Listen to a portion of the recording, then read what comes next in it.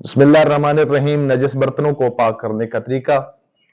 नाजरीन, आज का सवाल है कि अगर कोई बर्तन शराब से नजस हो जाए तो उसको पाक करने का क्या तरीका है। तो आयतुल्लाह सिस्तानी फरमाते हैं कि ऐसे बर्तन को किसी भी पानी से 3 दफा धोया जाए तो वो पाक हो जाता है, लेकिन मुस्तहब है कि 7 दफा धोया जाए।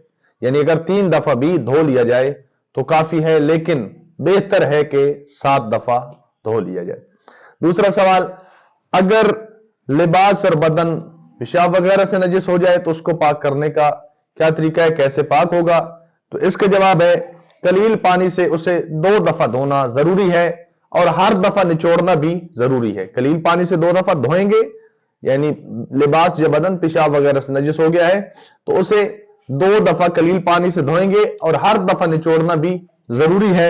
इसी तरह जारी पानी से फकत 1 दफा धोना काफी है, यानी जो पानी बह रहा है नहर वगैरह का या नाली वगैरह का, जिस तरह साफ पानी होता है खालों का, या इसके अलावा दरिया वगैरह से आप कोई लिबास जो पेशाब वगैरह से नजिस हो जाए उसे धो रहे हैं तो फकत एक बार जारी पानी से धो लिया जाए तो काफी है और उसका निचोड़ना भी जरूरी नहीं है।